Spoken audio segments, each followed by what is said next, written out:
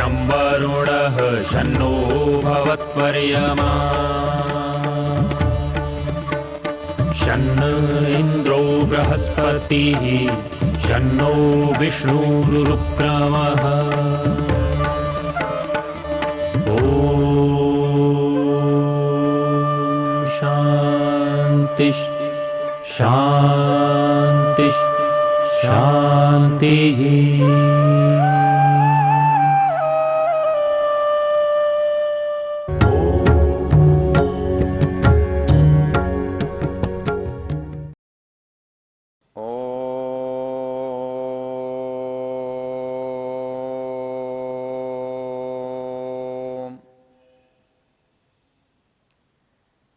हम इस वेद ज्ञान की चर्चा में ऋग्वेद के 10वें मंडल के 34वें सूक्त की बात कर रहे हैं, जिसे हम अक्ष सूक्त के नाम से जानते हैं।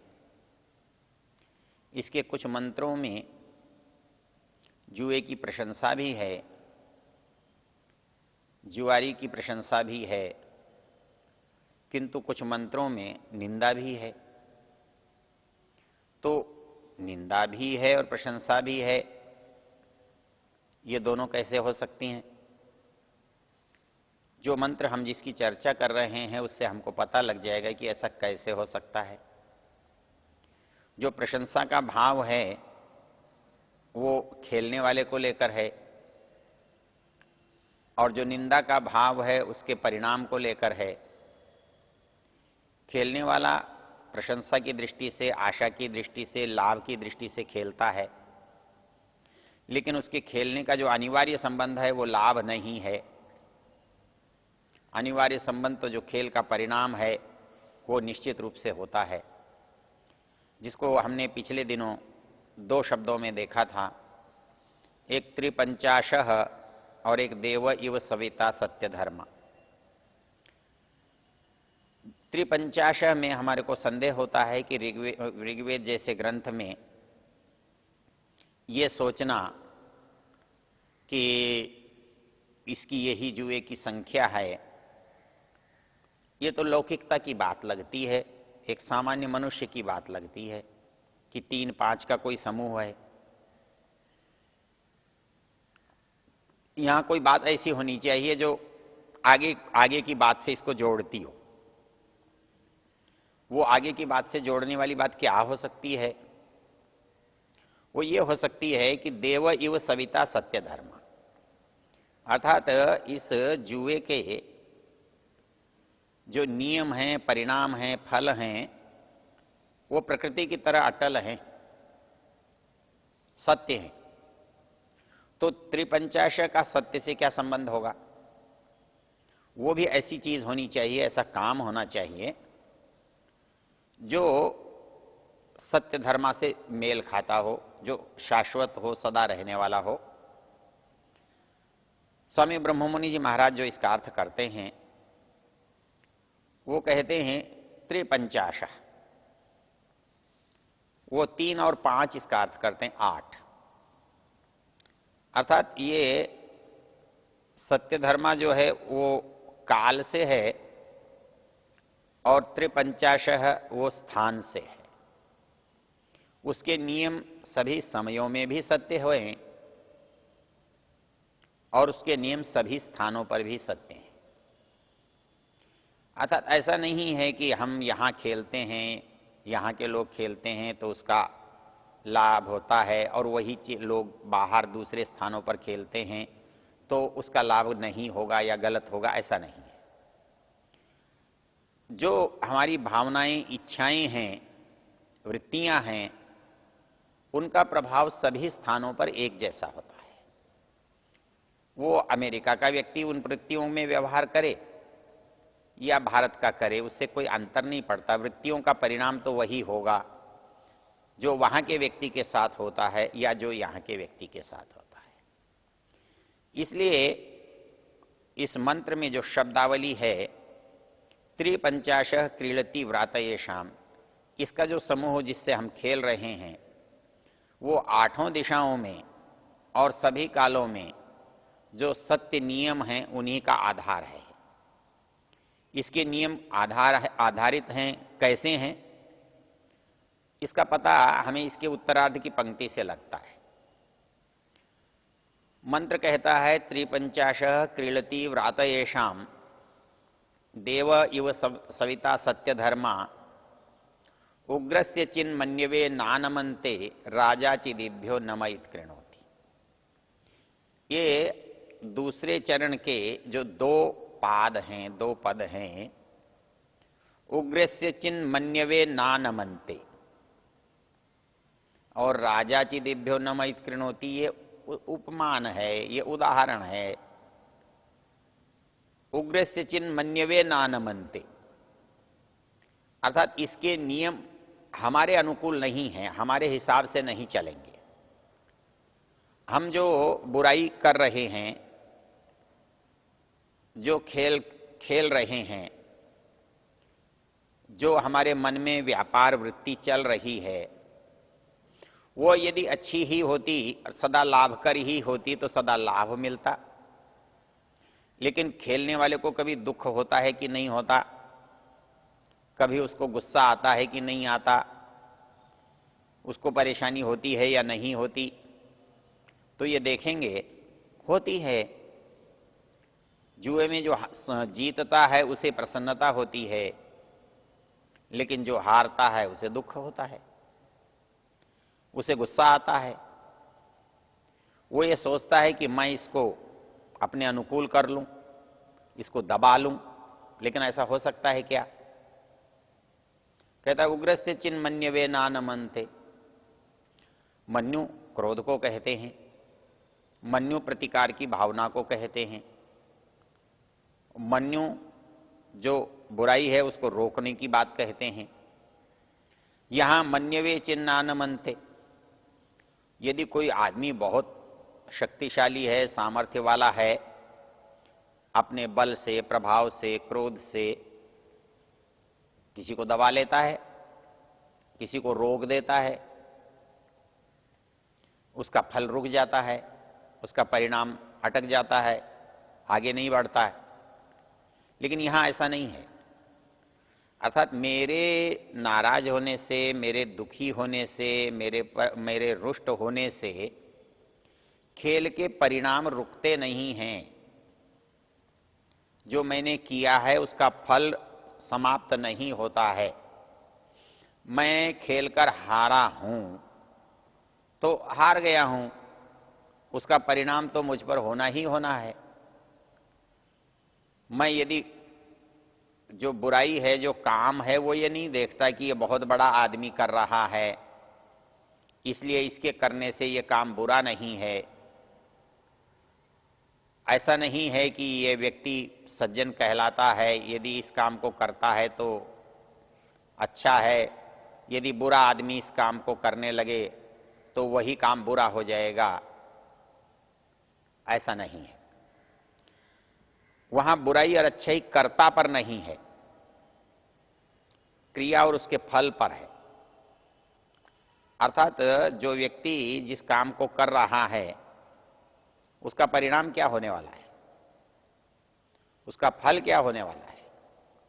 वो यदि फल बुरा है तो उसको कोई भी कर रहा हो, चाहे वो धर्मराज युधिष्ठिर ही क्यों न जुआ खेल रहा हो, तो क्योंकि धर्मराज धर्मराज है, वो आदर्श है, महान है, तो क्या उसका जुआ खेलने से जुआ अच्छा हो जाएगा? हम ऐसा मान लेते हैं। कई बार जब हम कोई बुराई करते हैं तो हमारे मन में एक कोई आदर्श उपस्थित हो जाता है जो मुझे उस बुराई करने के लिए प्रोत्साहित करता है, उसके लिए साहस देता है। जैसे कोई जुआ खेलने वाला कहता है, अजी इसमें क्या बात है, इसे तो धर्मराज युधिष्ठिर ने भी खेला था।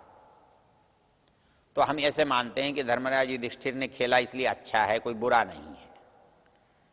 धर्मराज युधिष्ठिर जुआ खेल सकते हैं तो फिर बाकी सामान्य व्यक्ति क्यों नहीं खेल सकते?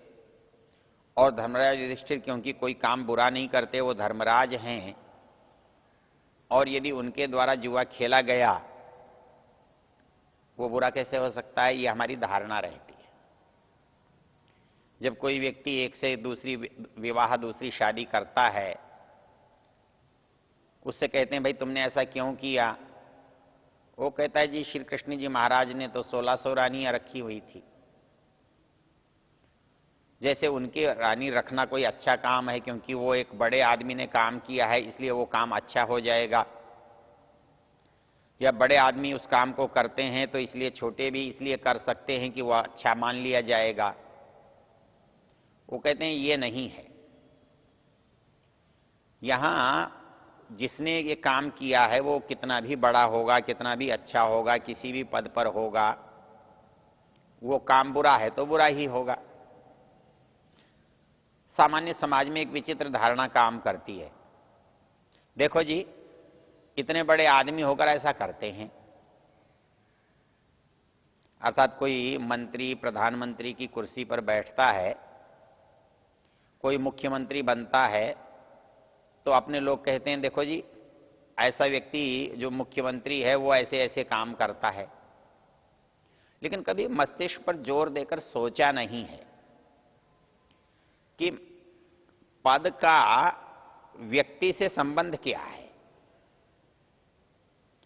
ये योग्यता अच्छा होने की पद में संभव है या व्यक्ति में संभव है? जो पद है वो तो प्रतीक है, कुर्सी है वो तो जड़ है।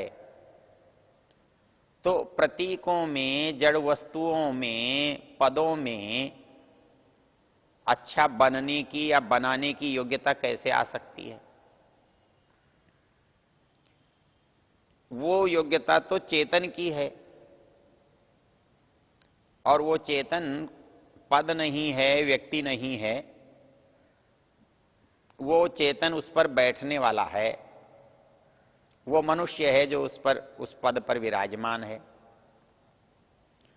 और यदि वो व्यक्ति अपने स्वभाव से बुरा या बुरे कर्म की ओर प्रवृत्त होने वाला है, तो वो किसी भी कुर्सी पर बैठे, किसी भी पद पर रहे, इससे क्या अंतर पड़ता है? व्यक्ति के अच्छे होने से पद अच्छा हो जाता है, क्योंकि अच्छे काम करने से पद जुड़ा हुआ है, लोग अच्छा समझते हैं जी बहुत अच्छा है। लेकिन यदि वही व्यक्ति बुरे काम करता है और उस पद पर बैठा है, तो लोग उस पद को भी बुरा समझते हैं। बोले जी ये तो यहाँ के लोग तो चोर हैं, यहाँ के लोग तो हिंसक हैं। ये हम अपने कार्यों को जो चेतन के साथ जुड़े होने चाहिए, उसको हम जड़ के साथ जोड़कर देख लेते हैं। तब हमारे मन में ये दुविधा पैदा हो जाती है। हम समझते हैं शायद अच्छी जगह पर जाकर कोई अच्छा बन जाता हो। वातावरण का प्रभाव पड़ता है, परिवेश का प्रभाव पड़ता है, लेकिन अनिवार्य नहीं है कि कोई व्यक्ति किसी अच्छे स्थान पर जाकर बुरा होने पर भी वो अच्छा ही करेगा। उसका यदि स्वभाव बुरा है, उसकी प्रवृत्ति बुरी है, उसके संस्कार बुरे हैं, संयोग से वो किसी पद पर, किसी प्रतिष्ठा पर चला भी गया, तो वो वही सब करता है जो उसके संस्कार उससे कराते हैं, जो संस्कार उसके मन में आते हैं। तो यहां समझने की जो बात है कि उग्रस्य चिन्ह मन्यवे नानमन्ते, यहां जो नियम है वो चेतन के अधीन नहीं है। चेतन उनको अपने अनुकूल चलाना चाहे ऐसा नहीं हो सकता।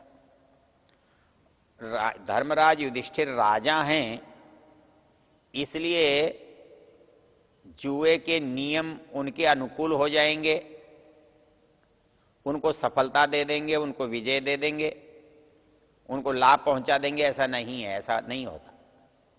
चाहे धर्मराज युधिष्ठिर ही जुआ क्यों न खेले, तो वो कहता है उग्रस्य चिन्ह मन्यवे नानमन्ते। कोई बहुत अपने को उग्र समझता हो, बलवान समझता हो, बुद्धिमान समझता हो, वो यदि ये चाहे कि मैं इसको अपने अनुकूल चला लूं, मैं अपने कुल कर लूं, तो इनके परिणामों से वो बच नहीं सकता। इसके परिणामों का उस पर प्रभाव वही होगा जो किसी सामान्य व्यक्ति के साथ होता है। वो कितना भी बड़ा क्यों न हो, इसके लिए एक उदाहरण जो इसमें दिया है वो है राजा चिदेभ्यो नमयित कृणोति। अर्थात यदि बुराई को कोई व्यक्ति बड़े पद वाला होकर करता है, बड़ी स्थिति वाला होकर करता है, तो उसकी भी वहां नहीं चलती है। ऐसे लोगों को भी बुराई के सामने नतमस्तक होना पड़ता है, उसके अधीन होना पड़ता है, उसके कष्टों को प्राप्त करना पड़ता है, उसके फल को भोगना पड़ता है। ये जो मंत्र है, जो सारी ऊपर की चर्चा आई थी, उस चर्चा को एक परिणाम के रूप की ओर ले जा रहा है। हमने देखा था कि जुआरी की मानसिकता क्या है, वो कैसे लाभ की इच्छा करता है, वो अपने को कैसे रोक नहीं पाता है, कैसे उसके परिवार समाज के लोग उसे दुखी या तंग करते हैं। उस संदर्भ के साथ इस मंत्र में जो बात कही है वो ये कहता है कि ये जो उसका प्रभाव है वो सार्वकालिक और सार्वदेशिक है। इसके लिए हमारा जो प्रतिकार है, प्रतिकार की भावना है, वो हमारे शासन से, अधिकार से नहीं हो सकती, क्योंकि हमारी जो वृत्तियां हैं, वृत्तियों के फल को, वृत्तियों के परिणाम को हम बलपूर्वक नहीं दबा सकते। वृत्तियों का तो परिणाम होगा, जो हमने व्यवहार किया है, जो काम किया है, जो व्यापार किया है, उसके फल को न तो हम अपने गुस्से से, न बल से, न छल से, न बुद्धिमत्ता से रोक सकते हैं। इसलिए इस मंत्र में एक बात समझाने की चेष्टा की गई है कि कोई आदमी ये सोचता हो कि किसी देश विशेष में कोई बुराई की गई हो तो वहां शायद बुराई न होती हो, किसी समय में कोई बुराई की गई हो तो शायद वहां वो बुराई न होती हो, या उस बुराई को हम अपनी बुद्धि से, बल से, छल से बदल सकते हों। मंत्र कहता है ऐसा संभव नहीं है। राजा चिदेभ्यो नमयित कृणोति, यहां हमें नमन करना पड़ेगा, नतमस्तक होना पड़ेगा, नमस्कार करना पड़ेगा। किसके प्रति? अर्थात जो कार्य हमने किया है, उस कार्य से होने वाला जो परिणाम है, हमने लोभ से, कुछ प्राप्ति की इच्छा से इस काम को किया और वो हमारी इच्छा, हमारी अनुकूलता हमारे से नहीं बनी, हम उसमें सफल नहीं हुए, हमें लाभ नहीं मिला। हमारे मन में जो क्रोध आया, जो आक्रोश हुआ, जो दुख हुआ, वो दुख जो है हमारे परिणाम को हटा नहीं सकता, परिणाम को दबा नहीं सकता। उग्रस्य चिन्ह मन्यवे नानमन्ते, मतलब कोई कितना भी बलवान हो, अपने को कितना भी प्रभावशाली समझता हो, वो उसके सामने टिक नहीं सकता।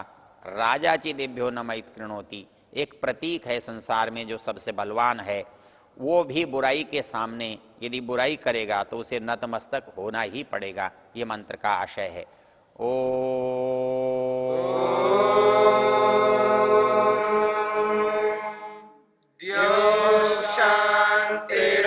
शांतिरंतरिक्षं शांति पृथिवी शांतिरापः शांतिरोषधयः शांतिः वनस्पतयः शांतिर्विश्वे देवा शांतिर्ब्रह्म शांति सर्वं शांति शांतिरेव शांति क्षमा